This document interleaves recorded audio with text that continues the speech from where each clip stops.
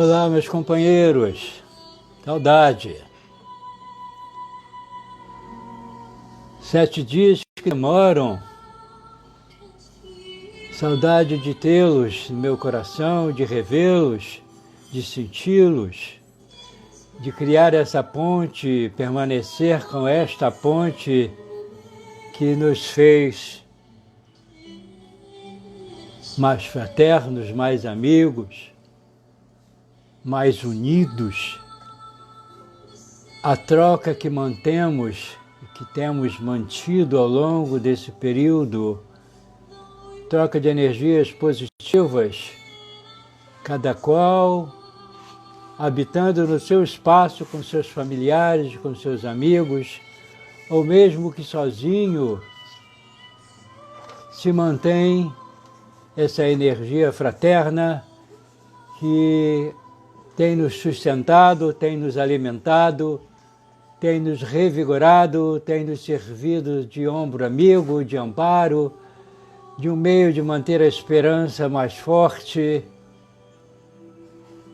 de termos criado em nós uma amizade tão fraterna que nem o tempo, nem a distância são obstáculos para mantê-la forte, vigorosa, uma ponte através da qual o nosso coração consegue caminhar em via de mão dupla, ir e vir, sem medo de ter susto, de ser atacado, de ser ferido.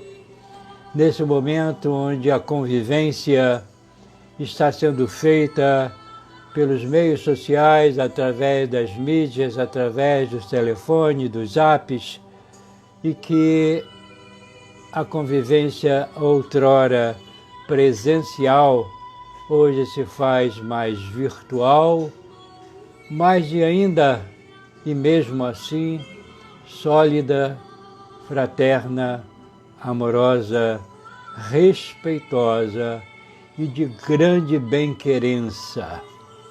Mesmo aqueles que estão distantes, mas ligados através deste momento pelas pontes da internet, de Instagram, das vias sociais, isso nos faz com que estejamos certos que o meio mais rápido e forte de mantermos a solidariedade viva, de mantermos a fraternidade, de mantermos a camaradagem, a amizade, enfim, o bem-querer sempre forte é através de um pensamento ameno e brando enviado para os corações daqueles que tanto amamos. Independentemente da distância, a mensagem há de chegar. Nesse momento em que a nossa convivência é à distância e que as recomendações dadas são para que fiquemos em casa ou que saiamos somente se for extremamente necessário, desculpem-me, me faz lembrar uma fábula chamada Convivência. Durante a era glacial muito remota, quando parte do globo estava coberta de densas camadas de gelo, muitos animais não resistiram ao frio intenso e morreram indefesos, por não se adaptarem às condições do clima hostil. Foi então que uma grande manada de porcos-espinhos, numa tentativa de se proteger e sobreviver, começou a se unir e juntar-se mais e mais. Assim, cada um podia sentir o calor do corpo do outro, e todos juntos, bem unidos, agasalhavam-se mutuamente, aqueciam-se enfrentando por mais tempo aquele inverno tenebroso. A vida foi ingrata. Os espinhos de cada um, porém, começaram a ferir os companheiros mais próximos, justamente aqueles que forneciam mais calor, aquele calor vital, questão de vida ou morte. E afastaram-se feridos, magoados, sofridos, dispersaram-se por não suportarem mais tempo os espinhos dos seus semelhantes, espinhos esses que feriam e doíam muito. Mas essa não foi a melhor solução. Afastados, separados, logo começaram a morrer congelados. Os que não morreram voltaram a se aproximar pouco a pouco, com jeito, com precaução, com cuidado, de tal forma que, unidos, cada qual conservava uma certa distância do outro, mínima, mas o suficiente para conviver sem ferir, para sobreviver sem magoar, sem causar danos recíprocos. Assim, suportaram-se, ajudaram-se mutuamente, resistindo à longa era glacial. E assim sobreviveram. Contam as estatísticas atuais, devido a esse afastamento e à convivência de cada um dentro do seu lar, a família reunida, as estatísticas estão provando que muitos casais estão grávidos. Muitos casais estão procurando a justiça para se separarem, para se divorciarem. Muitos casais estão fazendo planos de viagem para o exterior, viagem para o interior do nosso país. Muitos casais estão tentando, de alguma forma, mudar as suas atitudes, seus comportamentos e aceitar cada qual a dificuldade, querendo que também seja aceita a sua dificuldade, e assim cada qual vai tentando recuperar o tempo perdido e fazer planos para um tempo imediato, para uma vida melhor, para uma vida mais saudável.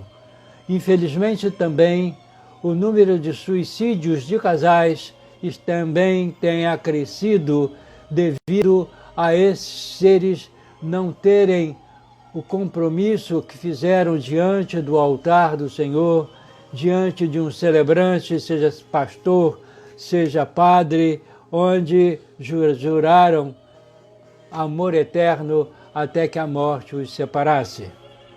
Não suportando então essa convivência, eles hoje se tornaram praticamente solitários dentro do próprio lar, cada qual vivendo a sua própria vida, e assim mais triste é saber que estão perdendo uma grande chance de fazerem uma vida melhor.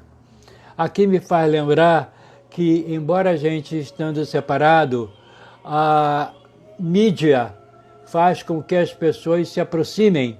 E tem um fato que um homem mandou um e-mail para a mulher porque ele estava passando férias numa das praias belas do Caribe e no mesmo hotel onde eles passaram a lua de mel há 20 anos atrás.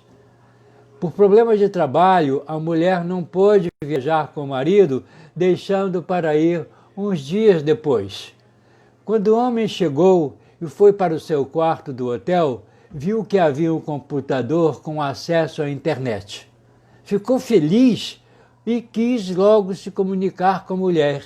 Imediatamente decidiu enviar um e-mail à sua esposa, mas por inexperiência não prestou atenção e errou a letra no endereço e não percebeu que a mensagem foi enviada a outra pessoa.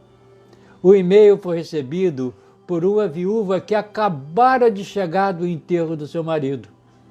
O filho da pobre senhora, ao entrar em casa, encontrou a mãe desmaiada perto do computador, onde na tela podia ser lido: minha querida esposa, cheguei bem. Imagino que você esteja surpresa em receber notícias minhas por e-mail, mas agora tem computador aqui e eu posso usar o quanto quiser. Acabei de chegar e já vi que está tudo preparado para a sua chegada na próxima semana, na semana que vem. Já estou com saudades, tenho muita vontade de te ver e espero que sua viagem seja tão tranquila quanto a minha. Um beijo do seu amado marido. PS. Não traga muita roupa, porque aqui faz um calor infernal. Esse é um dos casos onde a mídia pode ajudar, mas neste caso, certamente por um engano bobo, criou-se um problema muito maior. Então, nós temos que ver que temos um compromisso, temos um caminho a seguir. O evangelista Pedro, no capítulo 5, versículo 47, diz o seguinte, não Pedro, desculpem-me, Mateus: que fazeis de especial?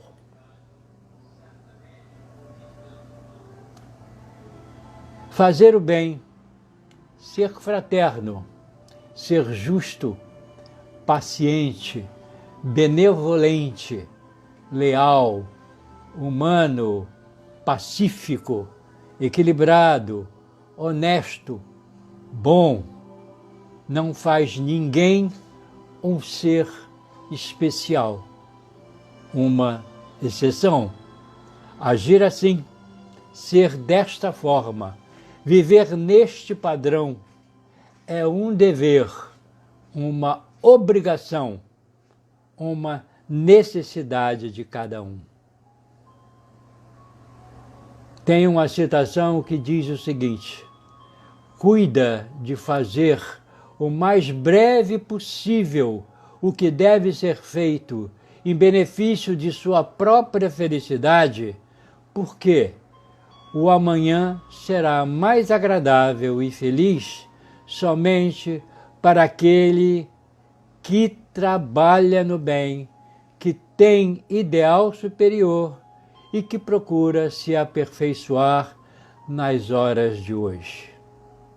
Aí eu quero nos remeter à questão 1000 do Livro dos Espíritos. A questão feita aos espíritos superiores é a seguinte: podemos nós, já nesta vida, resgatar as nossas faltas? A resposta é clara: sim, reparando-as. Como é reparar as nossas faltas? É perdoar as ofensas dos que nos perseguem, é ajudar a qualquer pessoa, independentemente de cor, de credo, de posição social. É amar incessantemente a qualquer ser humano e entender que deveremos gostar daquele como gostamos que gostem de nós. Isto é importante para que nós consigamos a nossa paz de consciência, a nossa tranquilidade, o nosso espírito livre e muito tranquilo. É o coração o local onde se encontram todos os tesouros do homem. Quando eu digo e repito por 2 ou 3, como esta hoje, palestra, que a grande distância que o homem ainda não teve coragem de percorrer é entre o cérebro e o coração, que tem a distância de 48 centímetros, em que pese o homem viajar pelo espaço, em que pese o homem ter condição de ir às profundezas abissais dos oceanos, mas esta visita pessoal, ele ainda resiste, ele ainda não tem coragem, ele ainda pensa e repensa e não faz essa viagem para dentro de sua alma, de seu espírito.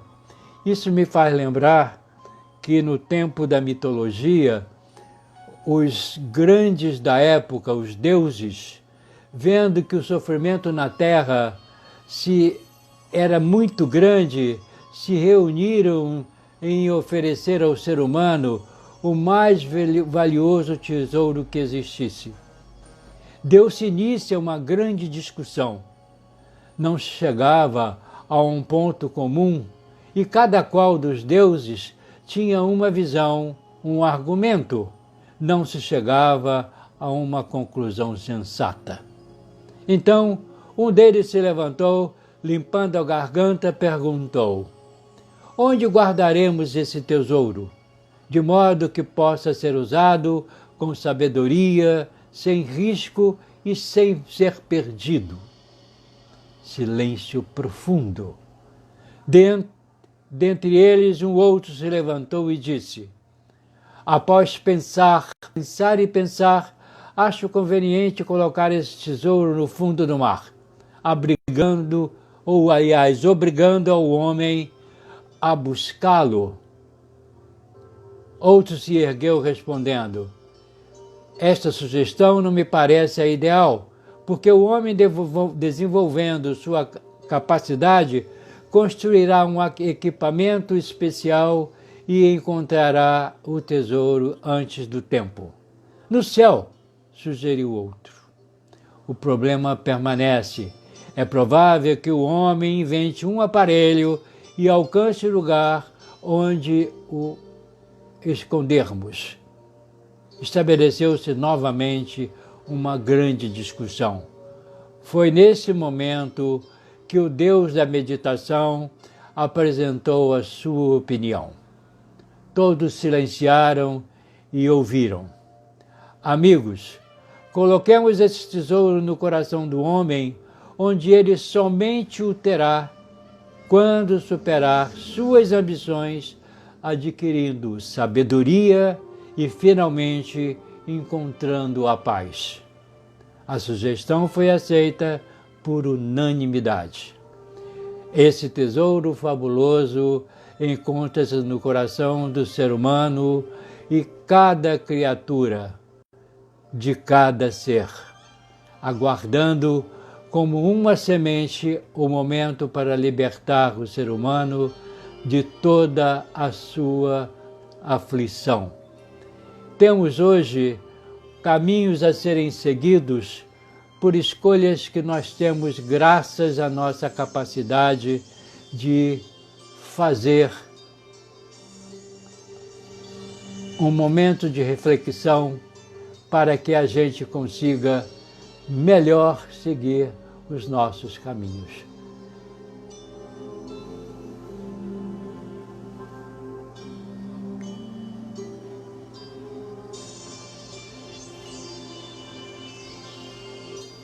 Existe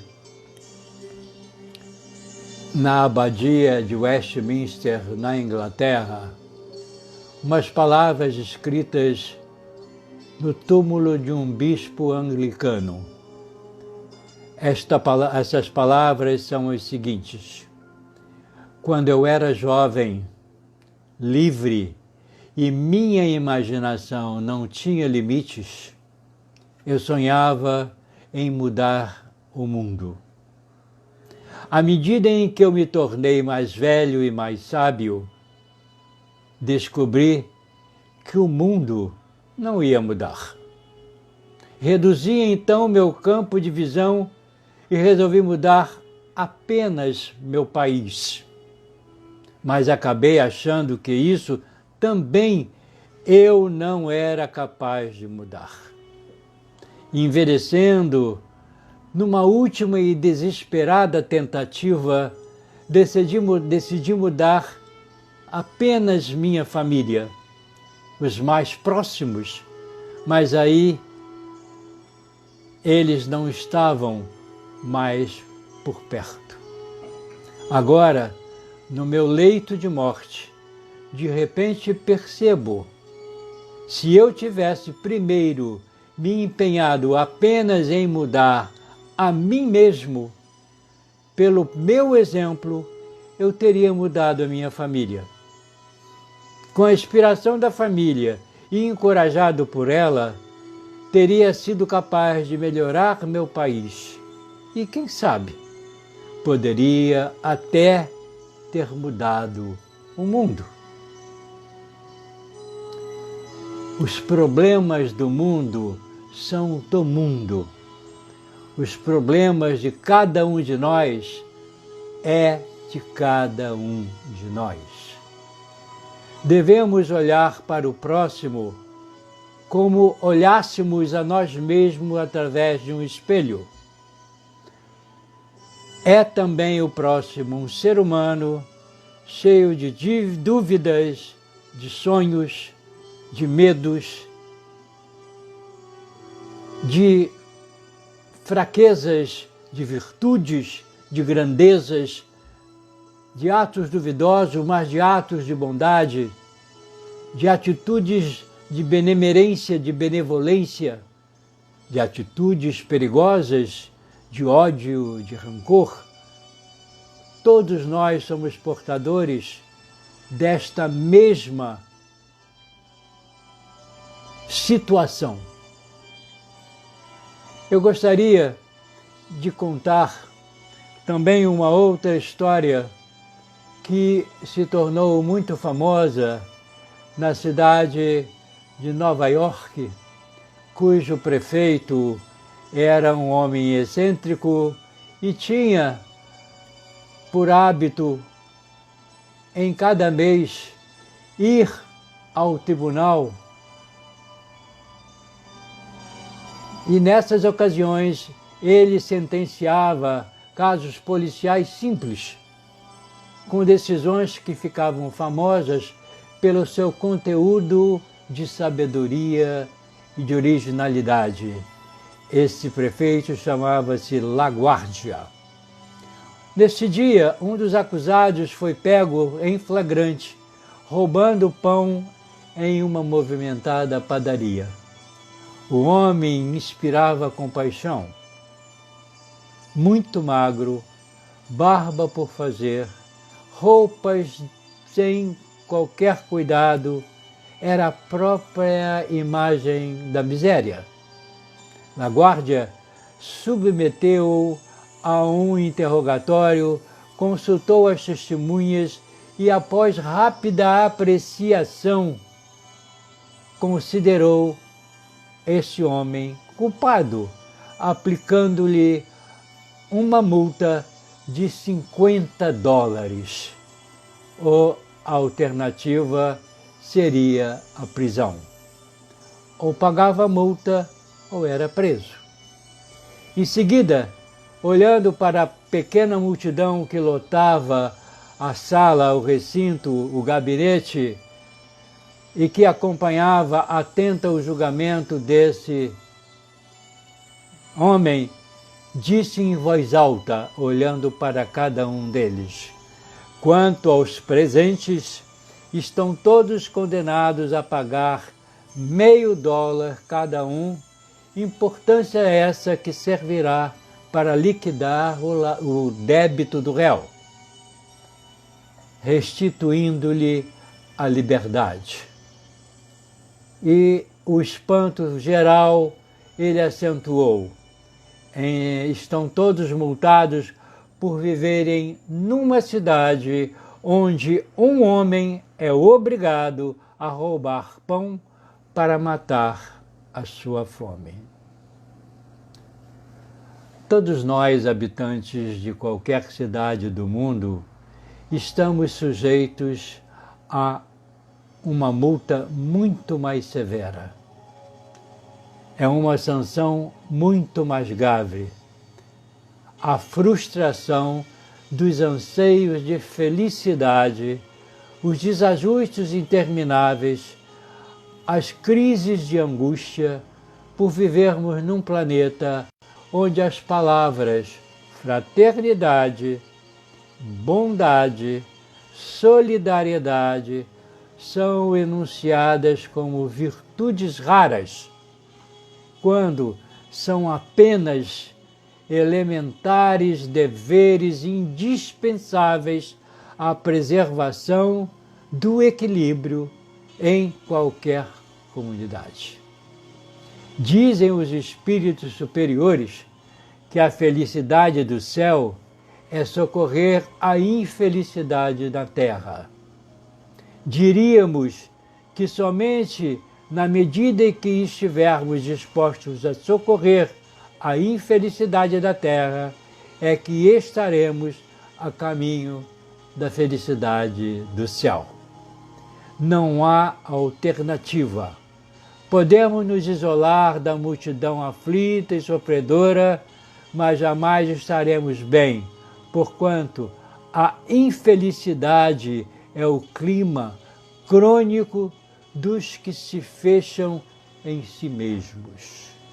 Mãos servindo são antenas que estendemos para a sintonia com as fontes da vida e a captação das bênçãos do céu. É um dever cristão. Estamos todos juntos empenhados com a mesma intenção de sermos felizes e termos a consciência em paz. Paz de consciência. Isso me faz lembrar também que um mestre bastante idoso necessitava escolher entre os seus discípulos aquele que pudesse dar continuidade às tarefas e aos ensinamentos seculares que Buda deixou. Por isso, certo dia, reuniu todos os seguidores após as meditações matinais para lhes fazer um comunicado de extrema importância.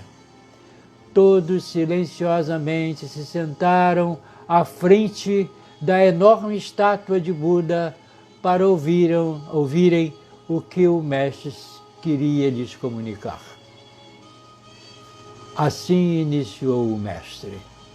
Queridos discípulos, todos sabem que vivemos da ajuda e da fraternidade de tantos corações amorosos que acreditam nos ensinamentos do nosso orientador maior. Estamos atravessando sérias dificuldades financeiras e a cada dia nossa situação tende a piorar. Já não mais conseguimos cumprir nossos compromissos e manter o templo, nossa casa espiritual, a que tanto amamos. O silêncio era total. Todos os discípulos, sem exceção, mantinham-se em atitudes de reverência e fé. O mestre, querendo testar a fé e a retidão dos seus seguidores, continuou dizendo: após muito meditar e orar fervorosamente, não encontrei outra alternativa. Ordeno que todos vocês saiam imediatamente para a cidade e comecem a roubar as casas. Porém, lhes alerto que vocês não podem ser vistos por ninguém. Acreditem, ninguém os reconhecerá. Como de hábito, todos permaneceram em silêncio absoluto e um a um foi deixando o templo, dirigindo-se para a cidade para cumprir à risca o que foi ordenado pelo mestre. Todavia, um dos discípulos, descumprindo a ordem, manteve-se imóvel, sentado ao chão em meditação profunda, de olhos fechados. O mestre, curioso, dele se aproximou e lhe indagou: meu jovem, você não partirá? Não acredita que você conseguirá roubar sem ser visto e reconhecido por ninguém? O jovem calmamente levantou a cabeça e respondendo: mestre, acredito firmemente em suas palavras. Então, por que razão você não sai e cumpre o que lhe foi ordenado? Perguntou o mestre. Porque, mestre, eu vou me ver. Não conseguirei fugir de mim mesmo, porque sou responsável pela iluminação ou sombra do meu coração. O mestre, sorrindo aliviado e feliz, não teve mais dúvidas e escolheu esse discípulo para substituí-lo no templo. Aí a gente começa a ver a força que cada um possui para resistir às tentações, para impedir que o mal, que espíritos contrários ao nosso equilíbrio, à nossa saúde espiritual, possam nos levar pelos caminhos da dor e da tristeza. Também temos que fazer o uso da prece, da vigia, orai e vigiai. Me faz lembrar também que um caso de um homem chamado Leopoldo, que desencarnou e quando acordou, após o desencarne, viu que se encontrava no imenso hospital. Após alguns dias, foi visitado por um amigo também desencarnado, que foi lhe dar as boas-vindas. Como você está? Perguntou o amigo.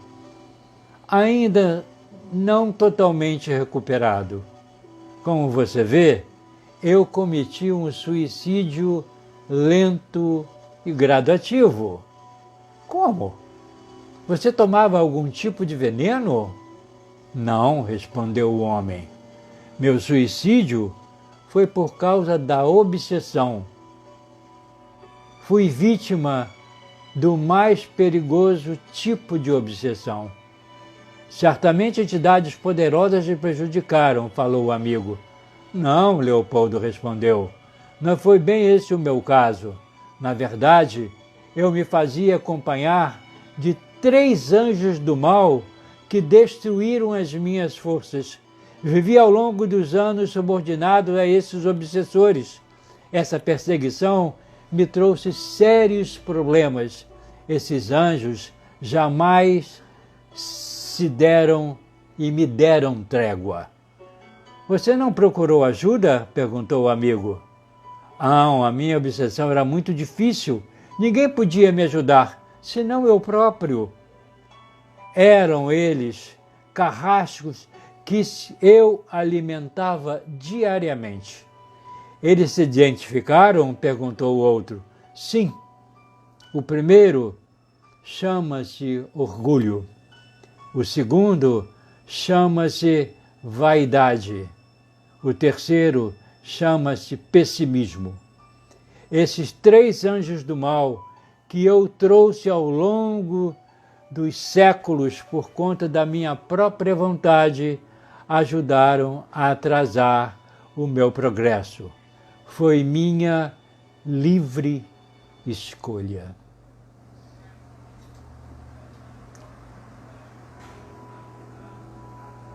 Os espíritos superiores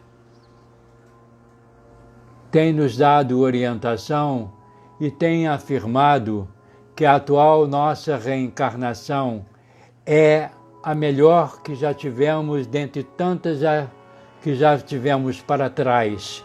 E por isso nós devemos nos esforçar com todo o empenho, com toda a força, para que não venhamos a perder tempo e a retardar o nosso próprio progresso. Coisas pequenas, coisas bobas, porquanto hoje, como diariamente, nós escolhemos em fazer um erro maior ou um erro menor, um mal maior ou um mal menor. É praticamente impossível não deslizarmos nas nossas próprias falhas habituais. Seja na rua, seja nos veículos de comunicação, através de um telefone, seja numa conversa, numa roda de amigos, seja dentro de veículos, de ônibus, enfim, em qualquer lugar onde nós tenhamos mais de 2 ou 3 pessoas, certamente nós somos aqueles que julgamos pelo olhar, pelo pensamento ou por atitudes. Coisas bobas diárias que a gente vê que a vida vai nos apresentando, nos exemplificando, nos mostrando atitudes que não deveríamos fazer, porque a vida é sábia em nos fazer nos reencontrarmos. Eu conheço um amigo espiritual que fala para mim sempre: amigo, o mundo não tem esquinas, significando dizer que o mundo é redondo. Mais cedo ou mais tarde, nós vamos nos reencontrar. E se tivermos agido com sensatez, com bondade, com carinho, com respeito, o reencontro vai ser de abraços, vai ser de afeto, vai ser de sorriso no rosto. Mas, ao contrário, se for de atitudes grosseiras, palavras rudes, de intemperança, de agressividade, se nos reencontrarmos, nós nos sentiremos incomodados. E isso me faz lembrar uma historinha que 2 homens começaram a discutir dentro de um banco, como é comum acontecer. Um deles estava numa longa fila por algum tempo já, impaciente, enquanto o outro, querendo dar uma de esperto, furou a fila, sendo observado pelo outro, que imediatamente gritou: "Ei, cara, vai furar a fila?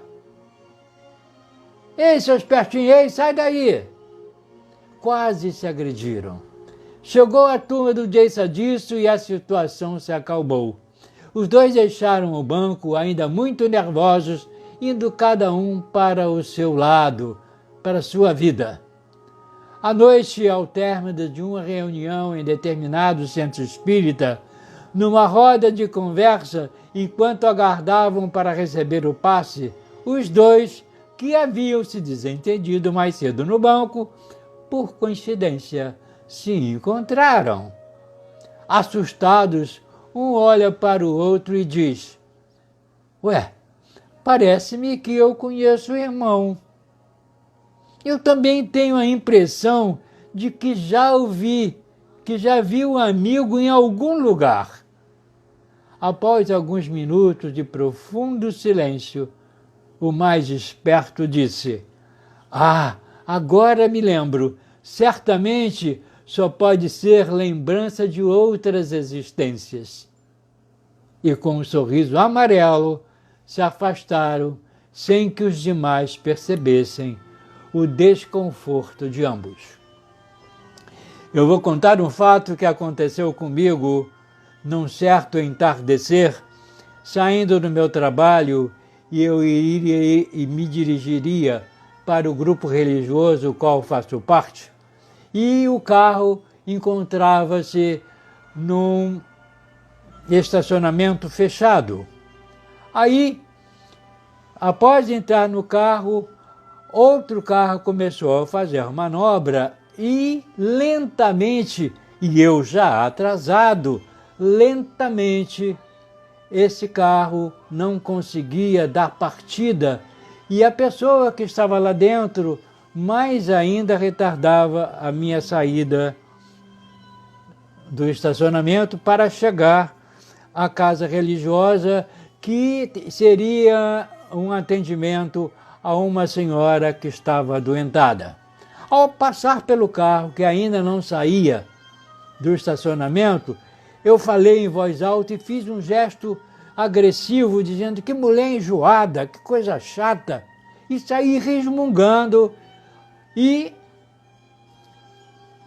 olhei para a pessoa que estava no carro, a reconheci, mas no momento eu estava tão irritado, parti para a casa religiosa para dar início ao atendimento que seria feito a essa pessoa.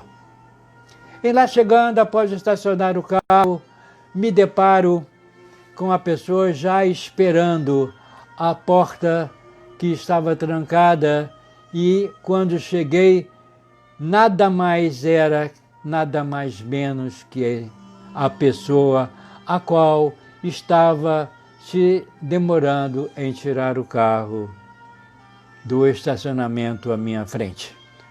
Eu fiz um gesto agressivo para a pessoa a qual eu deveria atender naquele local de preces da espiritualidade que nos mantém. Ela, educadamente, me deu a mão, me deu 2 beijinhos e disse que estava muito feliz em me rever. E eu, certamente, extremamente envergonhado, pálido e sem graça, pedi a ela desculpas pela demora, abri a porta e foi difícil não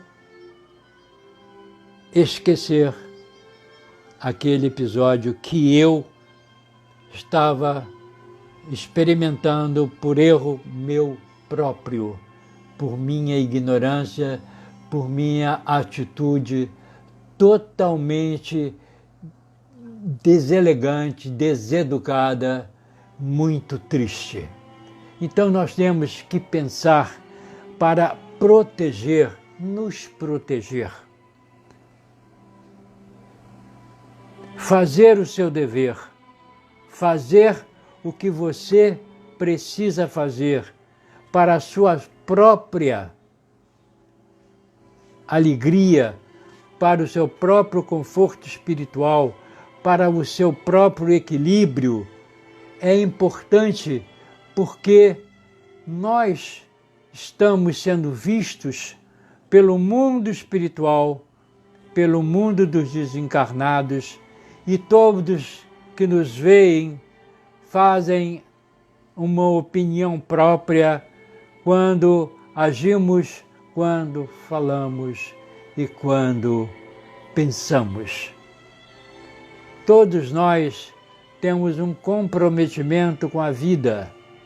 Todos nós precisamos aproveitar e ter a nossa caminhada o melhor possível, porquanto em cada momento, teremos que dar conta das nossas atitudes.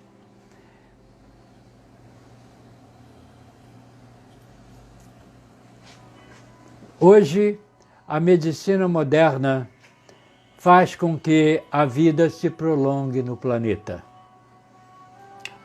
Médicos, cientistas trabalham em laboratórios em suas pesquisas, e homens também em seus laboratórios e através do seu trabalho incessante procuram, através das pesquisas, criar vacinas, remédios que possam debelar epidemias, pandemias, possam conseguir debelar vírus, bacilos, trazer ao homem remédios de primeira geração para que todos indistintamente possam tomar vacinas, levar para as suas residências aquilo que seria o melhor para a recuperação da sua saúde e diminuição de sua dor. Muito recentemente, aqui no país, descobriu-se uma mulher de 115 anos e que ela, mineira, faleceu aos 116 e lhe foi perguntado, quando tinha 100 anos, por que ela não se casou de novo. Ela disse o seguinte: eu amei tanto, tanto, tanto, que fui capaz de enterrar 5 maridos. O último morreu quando tinha 79 anos e eu 92. Agora, com 100, estou aqui pensando o que eu devo fazer, se devo me casar. Mas não acho melhor não. Eu tomo todo dia pela manhã um pouquinho da minha cachaça, que é hábito na minha fazenda. Também gosto muito do meu cigarrinho de palha. E tem uma coisa, ando descalço pelos caminhos aqui, vagarosamente, converso com as aves, converso com os insetos, com as borboletas, converso com o céu, com o vento, com o riacho, converso com todos, me sinto feliz, não tenho dor, tenho dificuldade de andar, mas a minha visão, nem óculos eu preciso. Sabe por quê, meu filho? Falou para o repórter. Por que hoje tenho 115 anos e sou feliz? Ele olhou com os olhos espantados e ela disse: porque eu acredito em Deus e amo a vida.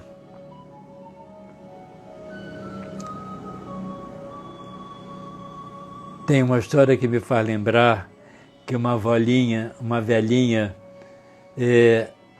de 99 anos estava assistindo um culto e o sacerdote falava a respeito da importância do perdão e que todos deveriam perdoar seus inimigos.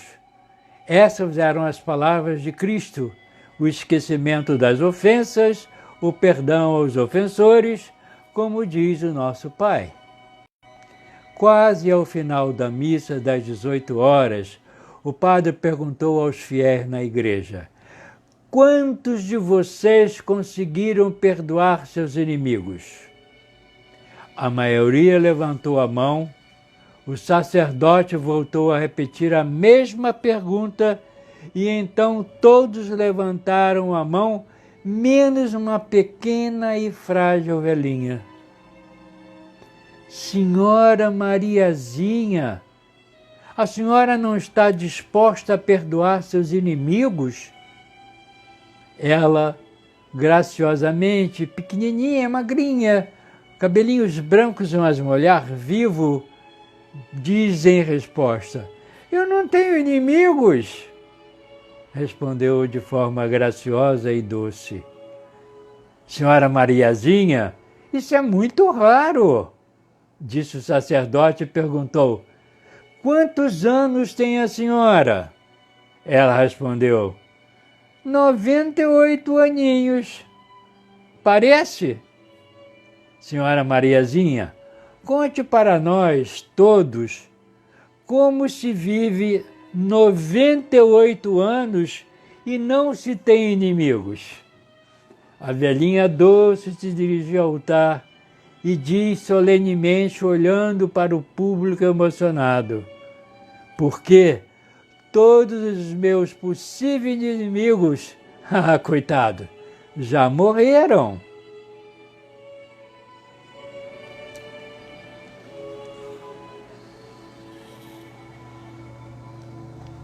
Cristo disse que nós devemos, com maior rapidez, nos reconciliarmos com os nossos inimigos, para termos a nossa consciência tranquila e em paz. Porque se você procura um desafeto, um inimigo, e humildemente se aproxima dele, e com palavras calmas e solenes diz e pede perdão pelos erros, que estava em desequilíbrio, que estava completamente cego, que estava totalmente errado e que, humildemente, diante dele, pede desculpa pelos erros, pelas graves faltas cometidas e estende-lhe a mão. Se o inimigo de outrora estende a mão e aceita o seu pedido, vitória dos dois. Mas se ele recusa, a partir dessa recusa, o problema passa a ser dele, não seu. Porque você, com humildade, abriu o caminho, foi até o inimigo e a ele dirigiu-se com arrependimento, com humildade, com sinceridade e, neste momento, para a sua alegria, você conseguiu abrir um caminho luminoso para a sua vida. Então, o seu dever de consciência foi ir, como Cristo disse, caminha 77 vezes 7, perdoa 77 vezes 7, ou seja, indefinidamente. Aí você, com consciência tranquila, vai se sentir mais liberto, mais em paz, mais feliz. Aí tem uma historinha que eu sempre conto lá no grupo, que é a história de uma andorinha que voava sozinha e vivia no bosque, quando de repente notou um incêndio que queimava o seu campo predileto. O fogo consumia toda a vegetação, todas as plantas e os ninhos. Os animais corriam em polvorosa, a fumaça era violenta. Em vão gritou por socorro, ninguém a atendia, ninguém a escutava. Reconhecendo que ninguém lhe escutava as súplicas, pôs-se rápida para o córrego mais próximo, mergulhando as pequenas asas na água fria e límpida. Daí voltava para a zona incendiada, sacudindo as asinhas em cima das chamas devoradoras, procurando apagá-las. Repetia a operação já por muitas e muitas vezes, já cansada. Aí, desse momento, aproximou-se um gavião preguiçoso, indagou-lhe com ironia: você, em verdade, acredita que vai combater um incêndio tão grande com algumas gotinhas de água? A vizinha, pensativa, respirando profundo, ainda cansada, respondeu bem calma: é provável que eu não possa fazer toda a obra, que eu não possa apagar este fogo. Entretanto, sou imensamente feliz porque estou cumprindo o meu dever. Estou fazendo a minha parte.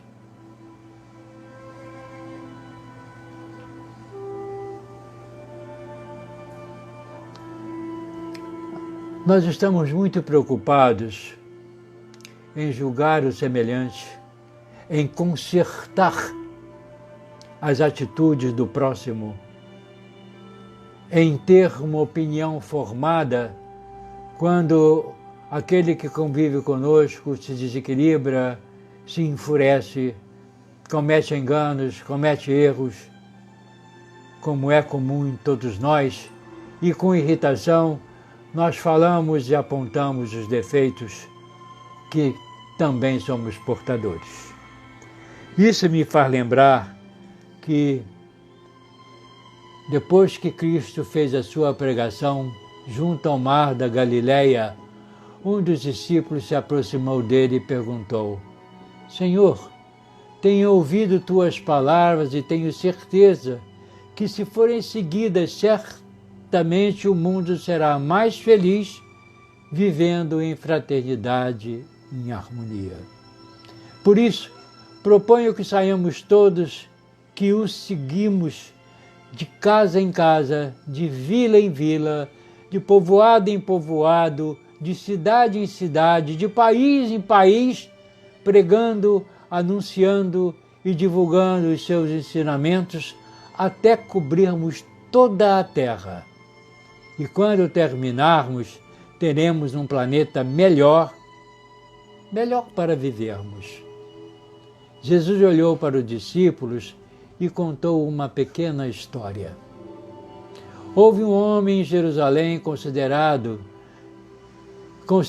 que a cidade era muito suja, resolveu sair de casa em casa até percorrer todas as ruas de todos os bairros, pedindo aos seus moradores que cuidassem melhor da limpeza de suas residências, limpando quintais e frentes onde havia insetos, lixo que enfeiavam a cidade e ameaçavam a saúde de seus moradores. Ao terminar, e após algumas semanas de trabalho árduo, pôde ver com satisfação o resultado do seu esforço, notando com grande alegria que todas as casas e ruas da cidade estavam limpas e bem cuidadas.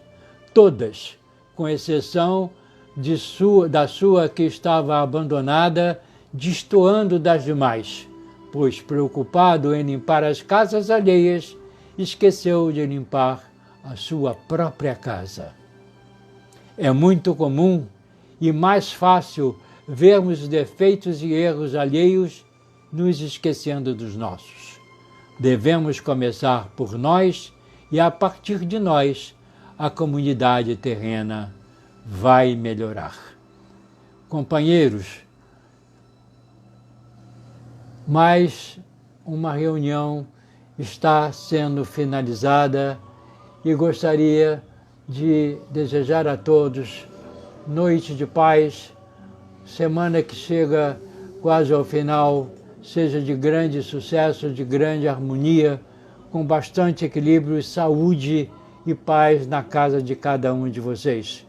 Que Jesus mande os seus soldados do bem montarem guarda em suas portas, manterem guarda em redor de vocês, que os seus sonhos sejam de paz, de alegria, de luz, de reconforto, que ao levantarem diariamente e principalmente amanhã, louvem pelo dia, pela oportunidade de recomeçar, de refazer os caminhos e de ver que você faz parte de uma grande família chamada humanidade. E que Deus, na sua infinita misericórdia, e os trabalhadores do bem da esfera superior tenham misericórdia da nossa terra e que consigamos manter em nós a paz e o bem para a nossa própria felicidade.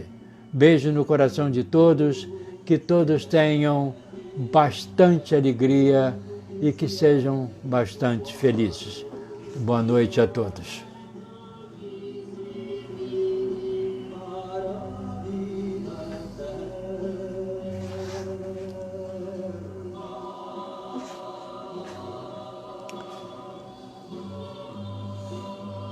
Cheio de coraçãozinho.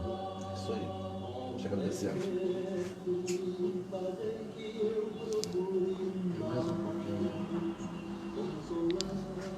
Vou ler os comentários aqui.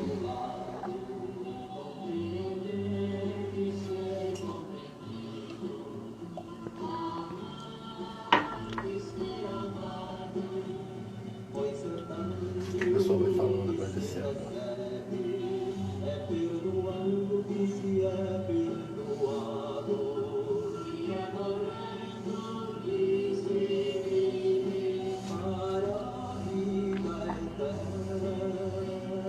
Vamos te agradecendo.